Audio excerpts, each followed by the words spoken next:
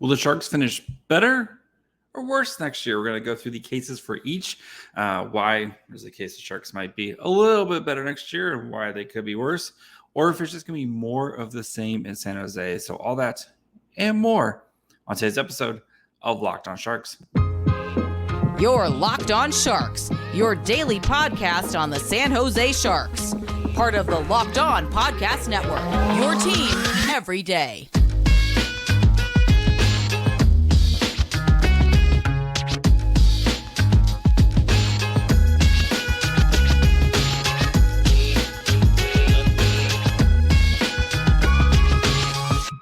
Hello, welcome to Locked On Sharks, the premier hockey podcast covering your favorite team in the Bay Area. My name is JD Young, contributor at Inside the Rink. I want to thank you for making Locked On Sharks your first listen. Proudly a part of the Locked On Network. We cover your team every day, and if you want to be an everydayer, all you have to do is just follow along wherever you get podcasts, and of course, you can watch on YouTube as well. And today we're going to be kind of making the case for why the Sharks are going to be worse this year, and a case for why they could be better, or is it just going to be kind of everything's going to balance out and it's going to be kind of more of the same for the Sharks this season? So let's start out with why I think the Sharks could actually be worse than they were last year. So as a quick reminder, I know we have all blocked out most of last season except for Erik Karlsson highlights, but the Sharks finished last year 22-44 with 16 overtime losses. They had 60 points. That was the fourth worst in the NHL. Of those, yes, these 16 overtime losses. They had 233 goals for, 315 goals allowed, and were abysmal at home. And I think making the case is pretty easy for why they could be worse. And I think it starts with the lack of star power, right? Timo Meier being traded at the trade deadline last offseason, Erik Karlsson being traded this offseason. The Sharks just don't have the same star power that they had 6 months ago, right? Erik Karlsson, 101 points. Timo Meier and his 52 points. The Sharks were 24th in scoring last year, but they lost 50 goals and 150 points in the past 6 months with those two players, right? And we know the NHL, like, stars make a difference night in and night out, right? How many times last year did Erik Karlsson just do crazy Erik Karlsson things and made the Sharks way more competitive? I think just the lack of stars that the Sharks have is going to be a huge hindrance to them. We'll talk about the depth of this team here in a little bit, but just having that guy who can kind of every night just literally be the best player on the ice, and you can count on them to contribute in ways that other players can't, right? Hurdle's a player who could kind of rebound into a star type of player. And the Sharks do have guys who could potentially be stars maybe in the future, or maybe if things rebound or if they, kind of bounce back, you got look at a guy like Anthony Duclair, who, he could be a potential kind of star for the Sharks. Or Zadina, who's, we'll talk about some of these guys here in a little bit, but again, there's a lot of questions and ifs, and can this guy do this? And what's this guy going to look like in a new situation? And, how are these new line mates? And again, just not having a guy like Timo Meier who can put up 5 goals in a night, as we've seen, or Erik Karlsson who can, casually put up 4 or 5 points every night just because out there. We've seen them do it. We've seen them do it with these type of teammates. And I think that's going to be a huge, huge hindrance to the Sharks. It's just not the lack of star power right now. So, and I think another thing to look at too is just the Pacific is, I think, deeper, right? We know Vegas, LA, Edmonton are your top 3 teams that, most likely right now on paper. And, Vegas got maybe a tad bit worse, but I mean, LA is going to be, continuing to grow and get better. I think Edmonton, as long as Draisaitl, McDavid are there, they're going to be powerhouses. You look at the middle teams, right? Calgary is, I think a fresh voice there is going to do that team wonders. Vancouver, we talked about with our good friend Trevor, they have a lot of good pieces, and they have a budding superstar and, Elias Pettersson, and if they can get some goaltending, and Seattle's an up and coming team, right? And then Anaheim, I think, got better this offseason, right? They spent a lot of money. They got new coaching. I think they were a huge underperforming team. I think the Sharks are just going to be the worst team in the division by default, because I think all the other teams either stayed put or got better. And I don't think there's going to be easy points for the Sharks. Like, at least when you play in Anaheim, you're like, okay, these are winnable games. And yes, Anaheim's still going to be, a bad team next year. But, can you see Anaheim going from, 58 points to being like 75 points, right? Like, you could see that type of jump if they just having better coaching and improve that part. But they have a lot of talent, and having healthy Jamie Drysdale, that you can see kind of Anaheim making a bit more competitive jump this year. So, I think those are kind of, just your division, right? You're playing in a kind of very tight division. And I just don't think the Sharks have the same kind of players as the rest of the division. And, lastly, I think the big questions in goal, right? Kaapo Kähkönen had terrible season last year, with his 883 save percentage and minus 24.6 goals saved above expected. He looked good in a small sample size after being acquired from the Minnesota Wild, but last year was, struggled for a majority of the season, and James Reimer kind of, took the mantle as a starter. Of course, the Sharks go out and acquire Mackenzie Blackwood from the Devils this offseason for a 6th-round pick. But it's not like Blackwood's coming off a good season either, right? He had 893 save percentage last year, and his goals saved up of expected was solid at negative 0.9. But you're going from the Devils team, which, was one of the best teams in the Eastern Conference last year, to the Sharks team, which is one of the worst teams in the entire NHL this year. And, and we haven't seen Blackwood put together a good season since before COVID, which it kind of feels like for a lot of people before COVID feels like it's 10 years ago at this point, even though it was, 4 years ago, but it's just, that's a long time, and a lot of stuff has happened since then. So, there's still a bunch of questions there with goal, which does give you more variable, but it's a lot of, for the Sharks, a lot of, if this guy does this, if this guy can rebound here, or if this guy, there's just a lot of ifs and a lot of questions for the Sharks to kind of, for that path of being better. And it's okay if they're worse this year, right?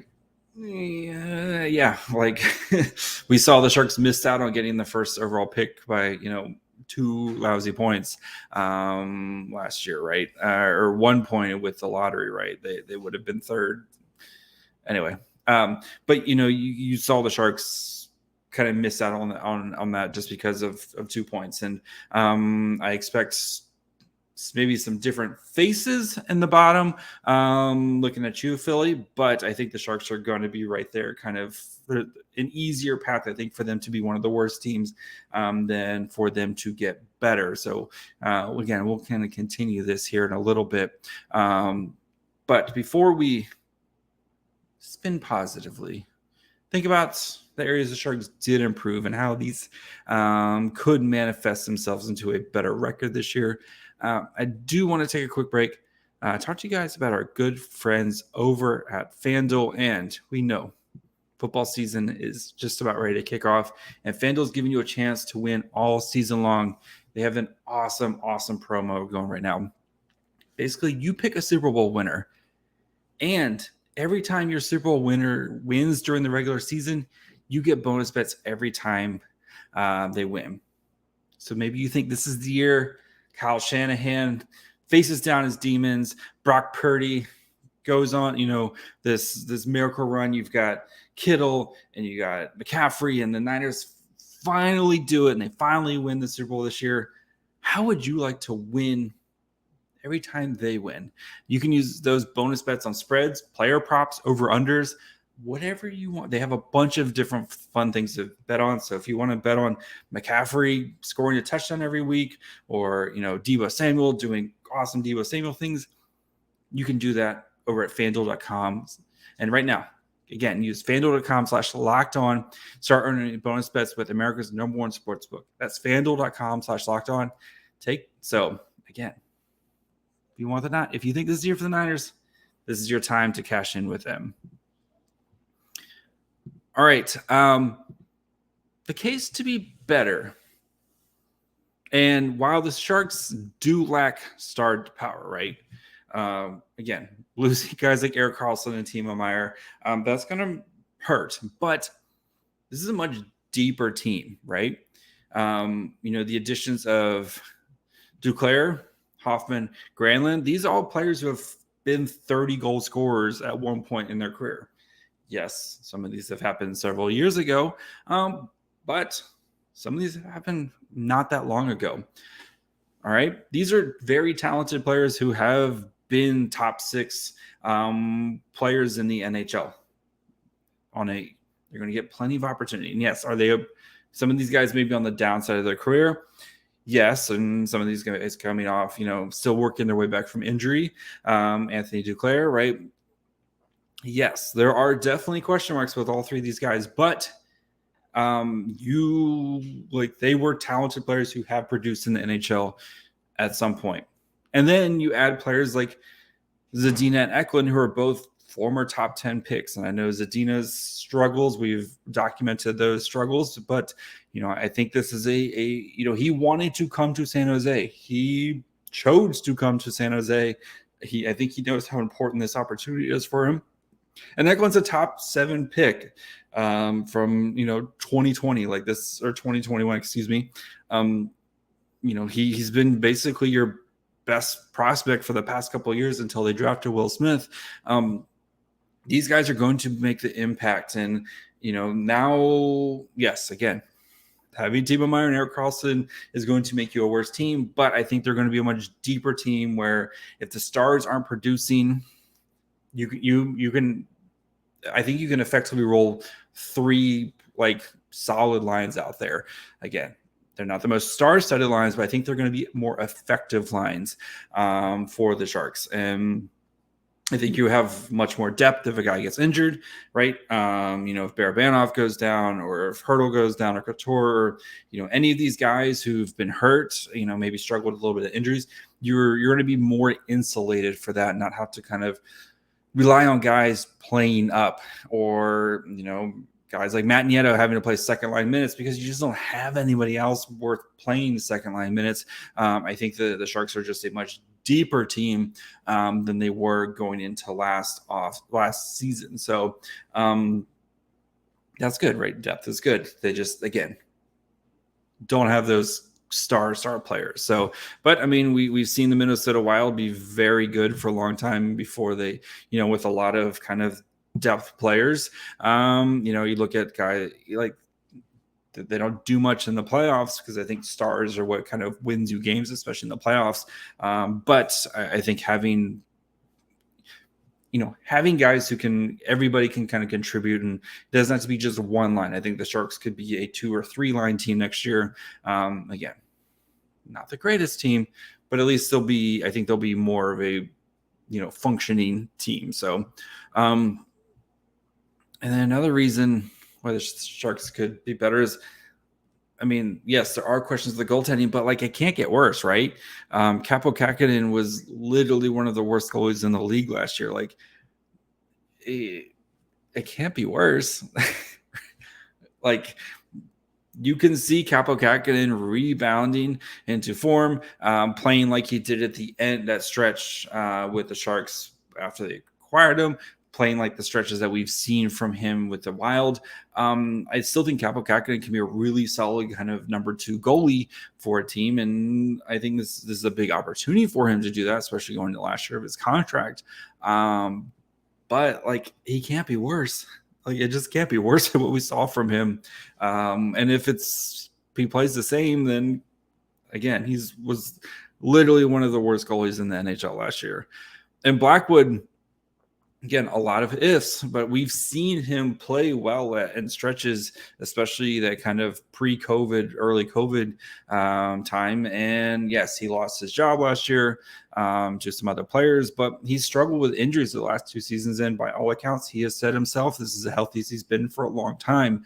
I think there is an opportunity for Blackwood to be good, to be better. 2018, 2019 season, he had a .918 save percentage in 23 games. That 2019-2020 season that was cut short from COVID, he had a .915 save percentage in 47 games played. Like, he has been very good at times and during his career.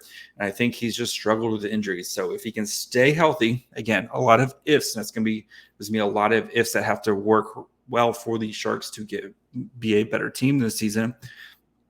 It's not the most unmanageable path. If the goaltending goes from one of the league's worst to just being poor, that's going to do huge for this team.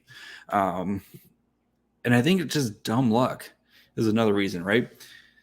Sharks were second in the league in overtime losses last year. If they just, those overtime losses, if a couple more of those become overtime wins or just wins where you don't blow a lead in the last, few minutes of the game, like you could, those points add up, right? And we saw that when we were in the race for Bedard, all those overtime losses added up. It goes the other way around. Some of those losses become wins this year.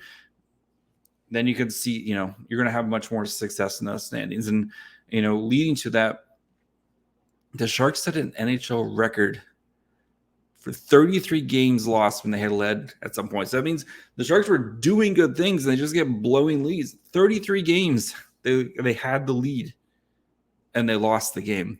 If that number goes from 33 to 23 games where you lose, that's 10 points right there. Easily, at least minimum 10. That's if they go to overtime. Again, I don't think this team's going to be very good, but you can at least still point to where this team could get better. And even their home record, right? They went 8-22-11 at home, tied for the least amount of wins in franchise record for them with just 8. They're not going to be that bad at home again. It's just a statistical anomaly again. Like, they're going to improve their home record. And if that goes from 8 wins to, again, like, it doesn't have to be a huge jump, but if it goes from 8 to 15, 15 wins, they won 14 on the road last year, right? Or 12, right? 14, if I'm doing math on the fly. No, 12, 14, whatever. 14 wins. If you just kind of, if they win 14 games at home next year, like there's plenty of opportunities where the Sharks, they did historically bad stuff last year and they weren't rewarded with that number 1 pick.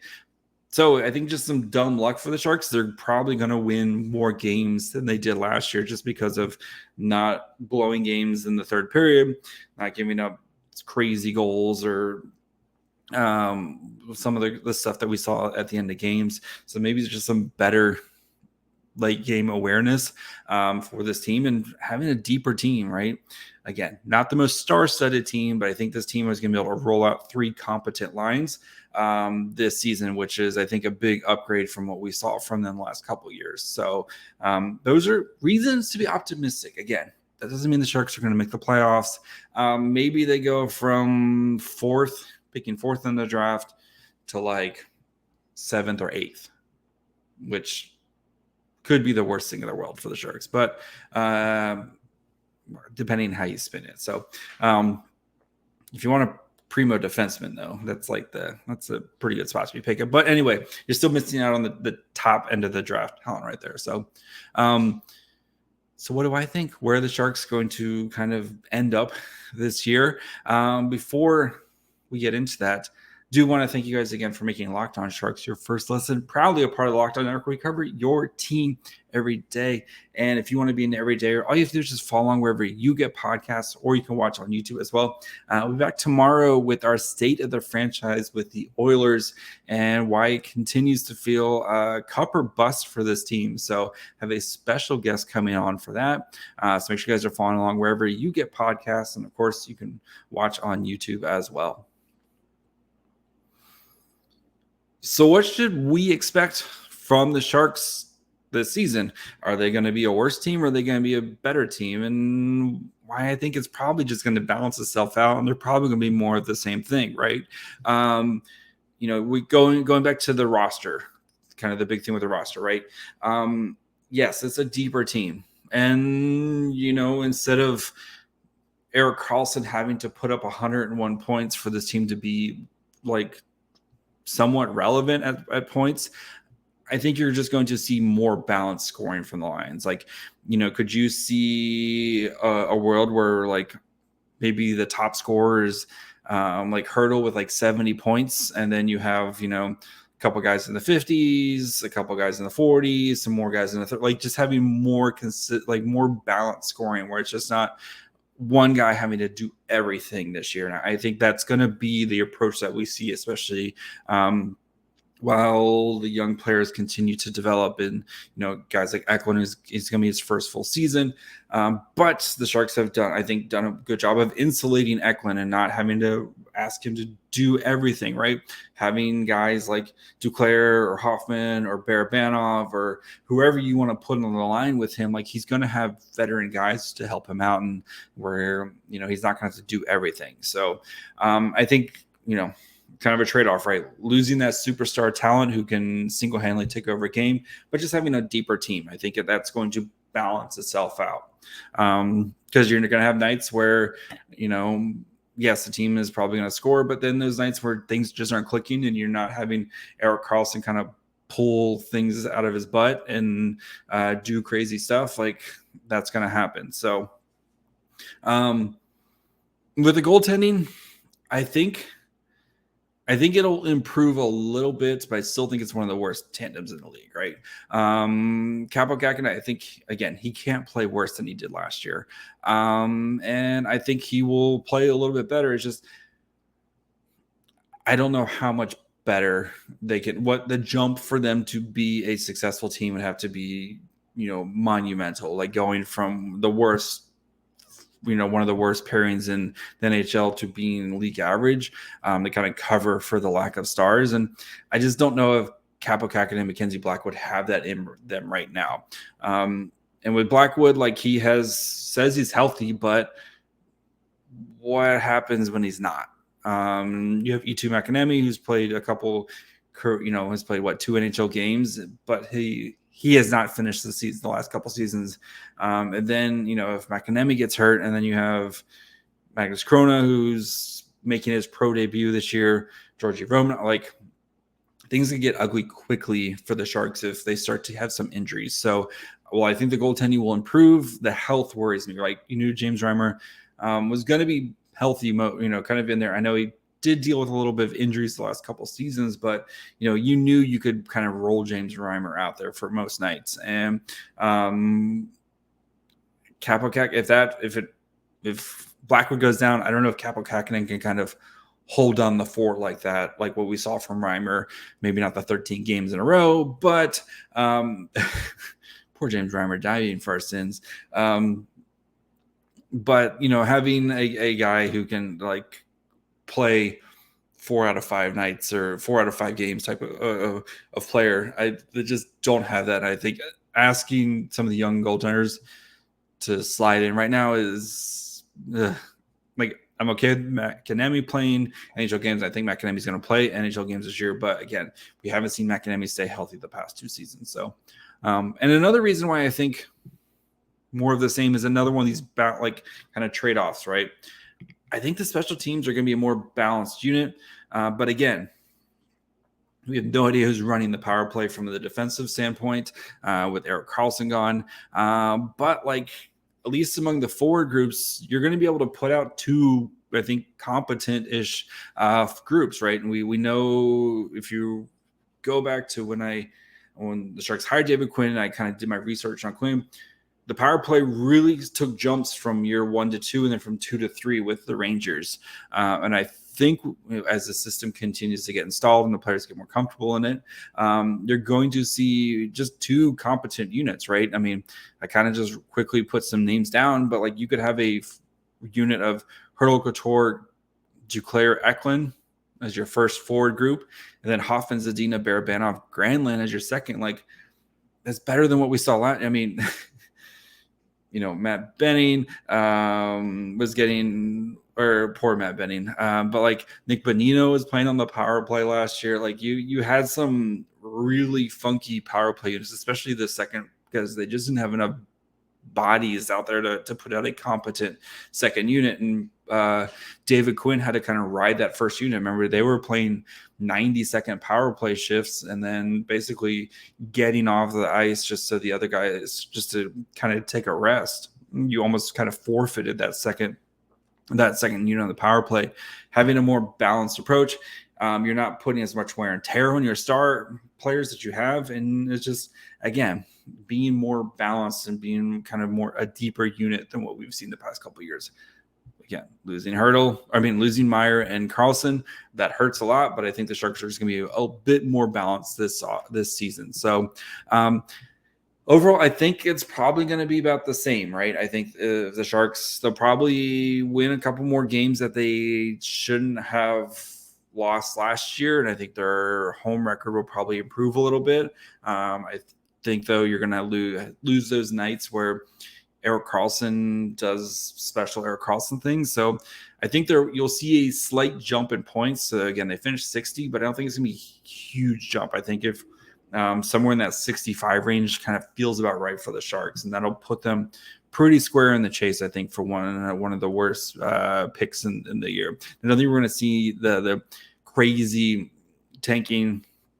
Again, NHL teams don't tank. We're not going to see, especially with not a Bedard level prospect. I think you're going to have a much more kind of normal season from teams, and not the insane losing a bajillion point games. So, just as a quick, 2 years ago, so 65 points would have put the Sharks at 6th. If you look at the 21-22 season, let me go back to the 18-19 season, because those 2 seasons. So 65 points would have put the Sharks at 2nd. The 18-19 season, like, that's still going to be one of the worst teams in the NHL, right? 65 points would have put the Sharks at 2nd in the 17-18 season. Like, 65 points is pretty stinky. So I think that's kind of where they're going to land. I don't think we've gotten the over-unders yet. So once we get like kind of full betting lines as the season gets closer, I'm sure we'll dig into those as well. So that's going to be it for me today. Like I said, we'll be back tomorrow for a state of the franchise with the Oilers. Kind of looking at this team that feels very cup or bust, and with kind of the ticking timeline of Connor McDavid's current contract. And I know he's got a couple more years, but I mean, you can only keep the band together so long before things, you have to kind of make a change. So not that I think the Oilers are trading Connor McDavid, but you start to kind of wonder if like the parallels between Marlo Thornton with Drysdale McDavid, if they never can do it type of it'll be fun conversation. So make sure you guys are following along wherever you get podcasts. Of course, you can follow the show on YouTube as well. If you haven't subscribed, now's a great time to do so. You can follow also the show on Twitter, Facebook, Instagram, and Threads at Locked On Sharks. You can follow me on Twitter and Threads at MyFryhole. And until tomorrow, bye, friends.